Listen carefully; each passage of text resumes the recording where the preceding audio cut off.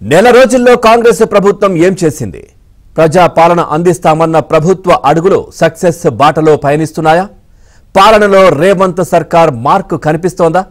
ప్రభుత్వం ఏర్పడిన నెల రోజుల్లో ముఖ్యమంత్రి ఏం చేశారు? మంత్రుల నిర్ణయాలు ఏంటి?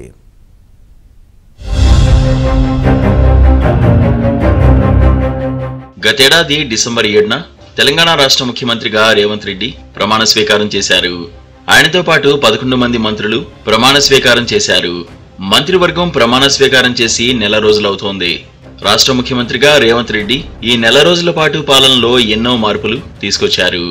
మార్పుకు నాంది పలకండి అంటూ ఎన్నికల ముందు కాంగ్రెస్ పార్టీ ప్రచారం చేసింది.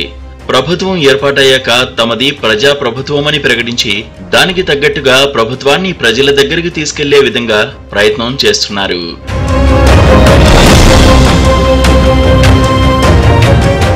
కాంగ్రెస్ ప్రభుత్వం ఏర్పాటు చేస్తూ ప్రమాణ స్వీకారం చేస్తున్న సమయంలోనే ప్రగతి భవన్ ముందు పెట్టిన కంచెలను తొలగించి ప్రగతి భవన్ ను జ్యోతిరావు పూలే ప్రజాభవన్ గా మార్చారు. ప్రజలెప్పుడైనా ప్రజాభవన్కి రావచ్చని సీఎం రేవంత్ తెలిపారు. ప్రమాణ స్వీకారం చేసిన వెంటనే 6 గ్యారంటీల అమలుపై రేవంత్ తొలి సంతకం చేశారు. ఇక ఎన్నికల ముందు ఇచ్చిన వాగ్దానంలో భాగంగా నాంపల్లికి చెందిన దివ్యాంగురాలు రజనీకి ఉద్యోగం కల్పిస్తూ 2వ సంతకం చేశారు. ఇక కాంగ్రెస్ ప్రభుత్వం ఏర్పాటు చేసిన 48 గంటల్లోనే 6 గ్యారంటీల్లోని 2 అంశాలను అమలు చేశారు. మహిళలకు ఉచిత బస్సు సదుపాయంతో పాటు ఆరోగ్యశ్రీలో 5 లక్షలు ఉన్న బీమాని 10 లక్షలకు పెంచింది. ప్రభుత్వం ఏర్పాటు కాగానే రేవంత్ టీఎస్పీఎస్సీ పై రివ్యూ చేశారు. టీఎస్పీఎస్సీ ప్రక్షాళన చేయాలంటే తీసుకోవాల్సిన చర్యలపై సమీక్ష నిర్వహించారు. ఇక రాష్ట్ర బడ్జెట్ మీద ప్రభుత్వం దృష్టి పెట్టింది. రాష్ట్రంలో నిధులు ఏ మేరకు ఉన్నాయి, ఆదాయం ఏ మేరకు జనరేట్ అవుతోంది, దుబారా ఎక్కడ జరుగుతుందనే విషయంలో పట్టు సాధించాలని రాష్ట్ర ప్రభుత్వం కసరత్తు చేసింది. అన్ని శాఖల మంత్రులు ఆయా శాఖలకు సంబంధించిన సమీక్షలు నిర్వహించారు.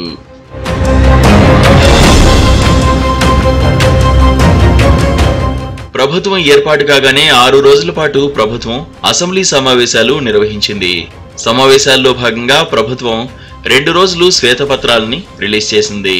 దానిలో భాగంగా ఆర్థిక, విద్యుత్ శాఖలకు సంబంధించిన పూర్తి విషయాలను డిప్యూటీ సీఎం మల్లు భట్టి విక్రమార్క సభకి తెలిపారు. డ్రగ్స్ విషయంలో చాలా స్ట్రిక్ట్ గా ఉంటామని, డ్రగ్స్ ఫ్రీ స్టేట్ గా మార్చేందుకు చర్యలు తీసుకుంటామని రేవంత్ అసెంబ్లీ వేదికగా తెలిపారు.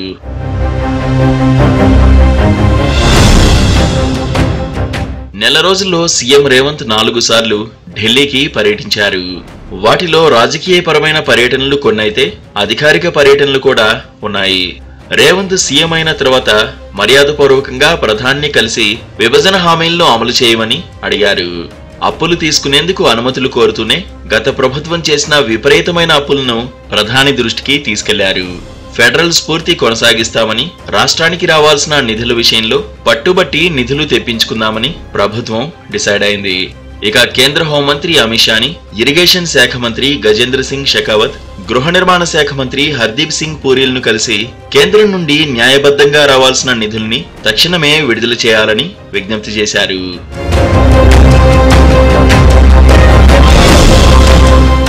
ఈ నెల రోజుల్లో ప్రక్షాళనలో భాగంగా పదుల సంఖ్యలో ఐఏఎస్, ఐపీఎస్ అధికారుల బదిలీలు చేపట్టారు. గత ప్రభుత్వంలో కీలక స్థానాల్లో ఉండి గత ప్రభుత్వానికి అండదండలు ఇచ్చిన పలువురు అధికారులపై రేవంత్ ప్రభుత్వం వెటివేసింది. ఇక సీఎంఓని కూడా బలోపేతం చేసే దిశగా రేవంత్ పలు నిర్ణయాలు తీసుకున్నారు. ఇంటెలిజెన్స్ చీఫ్ గా శివధర్ రెడ్డిని నియమించారు. రెవెన్యూ శాఖ మీద పట్టు ఉన్న శేషాద్రిని రేవంత్ తన సెక్రటరీగా నియమించుకున్నారు. కంటోన్మెంట్ బోర్డులో పనిచేసిన అజిత్ రెడ్డిని కూడా తన కార్యాలయంలో సెక్రటరీగా నియమించుకున్నారు. Indian forest service officer Chandrasekhar ని సీఎం ఓఎస్డీగా నియమించుకున్నారు. వీరితో పాటు మొట్టమొదటిసారి ఒక ఐపీఎస్ షానవాజ్ ఖాసిం ని తన సెక్రటరీగా నియమించుకున్నారు.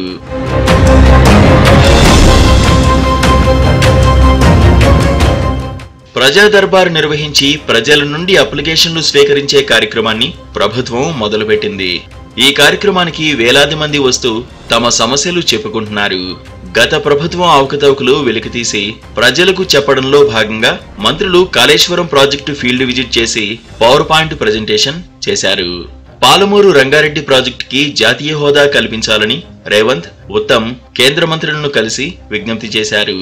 కొత్తగా వచ్చే ఐపీఎస్ అధికారుల్లో తెలంగాణకి ఎక్కువ మందిని కేటాయించాలని రేవంత్ కోరారు. 6 గ్యారంటీ స్కీమ్ల లబ్ధిదారుల కోసం ప్రజాపాలన కార్యక్రమాన్ని నిర్వహించి ప్రభుత్వాన్ని ప్రజల దగ్గరికి తీసుకెళ్లే ప్రయత్నం చేసింది. 8 రోజుల పాటు జరిగిన ఈ కార్యక్రమంలో 1 కోటికి పైగా అప్లికేషన్లు వచ్చాయి. వీటిని స్క్రూటినీ చేసి లబ్ధిదారులకు విడతల వారీగా పథకాలు అందజేస్తామని ప్రభుత్వం తెలిపింది. టీఎస్పీఎస్సీపై ప్రత్యేక దృష్టి పెట్టిన రేవంత్ దాని ప్రక్షాళనలో భాగంగా చైర్మన్, సభ్యులతో రాజీనామాలు చేయించారు. కానీ గవర్నర్ వీటిని ఇంకా ఆమోదించలేదు. అందువల్ల కొత్త బోర్డు నియామకం గాని ఉద్యోగ నియామకాలపై ప్రభుత్వం ముందుకు వెళ్లడం సాధ్యం కావడం లేదు. టీఎస్పీఎస్సీని పారదర్శకంగా నిర్వహించేందుకు యూపీఎస్సీ అధికారులను సైతం రేవంత్ కలిశారు. జాబ్ క్యాలెండర్ ఉండేలా, విద్యార్థులకు, నిరుద్యోగులకు న్యాయం చేసేలా రేవంత్ ప్రభుత్వం కసరత్తు చేస్తోంది. 2024 డిసెంబర్ నాటికి 2 లక్షల ఉద్యోగాలు భర్తీ చేయాలని రేవంత్ సర్కార్ భావిస్తోంది.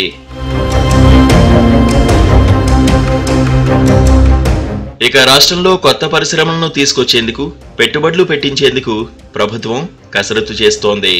గత ప్రభుత్వం ప్రతిపాదించిన మెట్రో రైలు రూట్ మ్యాప్ ని రేవంత్ ప్రభుత్వం మార్చింది. ప్రజల అవసరాలు, ఖర్చు తగ్గించే ప్రయత్నంలోనే ఈ మార్పు చేశామని రేవంత్ తెలిపారు. ఇక ఫార్మాసిటీ విషయంలో గత ప్రభుత్వం 1000 ఎకరాలని సమీకరించింది. దాన్ని రైతులు వ్యతిరేకిస్తున్న నేపథ్యంలో వీటి మీద కూడా కాంగ్రెస్ ప్రభుత్వం క్లారిటీ ఇచ్చింది. ఒకటే చోట ఫార్మాసిటీ ఏర్పాటు చేయకుండా ఔటర్ రింగ్ రోడ్డు నుండి 40 నుండి 50 కిలోమీటర్ల లోపు వివిధ క్లస్టర్లలో ఫార్మాసిటీ ఏర్పాటు చేస్తామని తెలిపారు.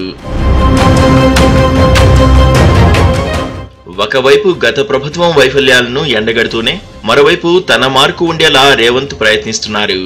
మరోవైపు దుబారాను తగ్గిస్తూనే కొత్త నిర్మాణాలు చేపట్టకుండా ఉన్న భవనాలను సమర్థవంతంగా ఉపయోగించుకుంటూ పాలన చేస్తున్నారు. దానిలో భాగంగానే రేవంత్ రెడ్డి తన నివాసం నుండే పాలన చేస్తూ సచివాలయంలో సమీక్షలు నిర్వహిస్తున్నారు. గత ప్రభుత్వంలో ఉపయోగించిన కాన్వాయ్నే వాడడంతో పాటు తన క్యాంపు కార్యాలయం కోసం ఎంసీఆర్హెచ్ఆర్డీ తక్కువ ఖర్చుతో షెడ్డు లాంటి నిర్మాణం చేయిస్తున్నారు. ఇక భేషజాలకు పోకుండా ఆరోగ్యకరమైన రాజకీయాలే చేయాలని రేవంత్ భావిస్తున్నారు. మాజీ సీఎం కేసీఆర్ ఆరోగ్యం సరిగా లేక హాస్పిటల్లో ఉంటే స్వయంగా వెళ్లి పరామర్శించారు. ప్రజలకు ప్రభుత్వంపై నమ్మకం కలిగేలా దుబారా ఖర్చులు చేయకుండా సింపుల్ గా ఉండాలని రేవంత్ నిర్ణయించుకున్నారు. గతంలో ఉన్న రేవంత్ కి ఈ నెల రోజుల రేవంత్ కి చాలా తేడా ఏర్పడిందని, పీసీసీ చీఫ్ గా ప్రత్యర్థులపై నిప్పులు చెరిగిన రేవంత్ ముఖ్యమంత్రిగా చాలా హుందాగా ఉంటున్నారని విశ్లేషకులు భావిస్తున్నారు.